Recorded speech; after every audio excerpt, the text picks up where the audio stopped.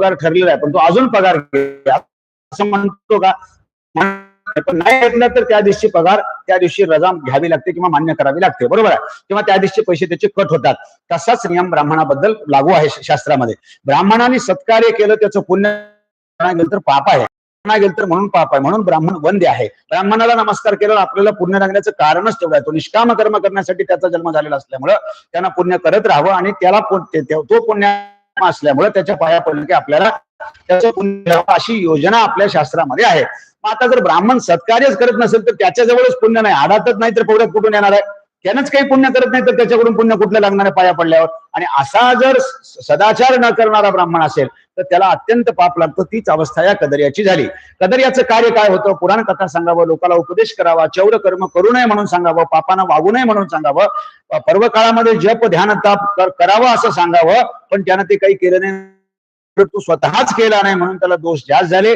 असं होता होता होता कदर्य 87 वर्षाचा झाला आणि कदर्य एका दिवशी मेला. कदर्य मेल्याबरोबर यमदूत आले, त्याला बांधून यमलोकाला घेऊन गेले. वाटिके माझी राहिले प्रेत, कोणीच मनुष्य नाही देत, कोणतही अशी अग्नी देत, ठाई चकुदले सर्व असो पापाची दारुण गती भोगला विना चुकेती, ऐसे वेद वेद्य बोलती त्याची प्रचिती आली त्या. आणि मग त्या त्या जे शेत होतं त्या शेतमालकाच्या तिथं त्याचं प्रेत पडलं. त्याचा अंत्यसंस्कार करायला सुद्धा कोणी गेलं नाही. अंत्यसंस्कार करायला कोणी न जाणं म्हणजे समजावं की त्याचं कर्म अतिशय वाईट होतं, अतिशय वाईट.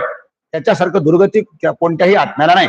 मग तिथंच ते कुजून गेलं, काही कोले कुत्रे खाऊन गेले आणि त्याचा जो आत्मा आहे त्याला मात्र यमदूताने घेऊन गेला. ते यमधर्माचे दूतक्रूर जीवाशी ताडित वारंवार मुद्गराचा मार कठोर असो सभेना तो जीवात्मा हा करीत कृतकर्माचे आठवित म्हणे होय माझे अद्भुत केवढे पहा अज्ञान. आणि मग ते यमदूत जाताना काही उगं घेऊन जाणार, जाताना त्याला मारला मारत करायला घेऊन चालल्यानंतर तेव्हा सगळं आठवतं माणसाला, आपण जीवनभर काय केलो, अरे अरे अरे अरे एवढा चांगला जन्म मिळवून मी किती मूर्खपणा केला, किती धनसंचय करून ठेवलो. बरं धनसंचय करून ठेवलेलं माझ्या बायका लेकराला मिळणार नाही, मी जमीन करून ठेवलो, कुठे ठेवलो त्यांना माहित नाही. आता जाऊन सांगता येणार काही, फोन करता येणार इथं हे घ्या म्हणून, काय करावं असं त्याला प्रश्न पडला. देवासी ही दुर्लभ परमा ते भरतखंडी नरजन्म ते मज येथे अत्युत्तम प्राप्त झाले असून या धनलोभे म्या काय केले सर्व जन्म व्यर्थ उडले चिरकाळ अर्जित ते सगळे धनही ठेवले भूमिका. मग तेव्हा त्याला आठवायला लागलं अरे जन्म मनुष्याचा मिळावा तोही भारत देशामध्ये मिळावा, कारण भारत देशासारखा पवित्र देश जगात कुठं नाही. त्या भारत देशात मला जन्म मिळाला, त्या भारत भूमीमध्ये मला जन्म मिळाला. एवढं मिळून सुद्धा मी माझ्या जन्माचं काही सार्थक करू शकलो नाही. माझ्या जन्माची सार्थकता कशात झाली नाही बाबा. काय करावं, काय केलं मी तर पैसे कमावलो, फक्त पैसे कमावून तर काय केलो, फक्त जमिनीमध्ये पुरून ठेवलो, बाकी काही केलो नाही. आता मी झालो पराधीन काळपाशी पावलो बंधना मानव जन्माते पावना काहीच पुण्य नाचरलो कधीच दान न दिले काही अग्नित हवन केले नाही बैसोने पुण्यवना ठाई तपही नाही आचरले. तेव्हा त्याला आठवायला लागलं अरे अरे कधी मी माझ्या हातानं दान करून पाहिलो नाही, कधी मी माझ्या हातानं देवाची पूजा केलो नाही, किंवा कोणा ग्रहण पर्वकाळासारख्या पर्वकाळामध्ये मी कधी देवाचं नाव सुद्धा घेतलो नाही. माझं सगळं सगळं जन्म सगळं व्यर्थ व्यर्थ गेलं. मकर मासा माधारी नालो नाही गंगा तीरी नक्की अधिक मासांती त्रिदिनी तरी नाहीच केले उपवास कार्तिक स्नानही नाही केले शरीरही नाही पुसले कष्टाजित द्रव्य वैले व्यर्थ घातले भूमिका.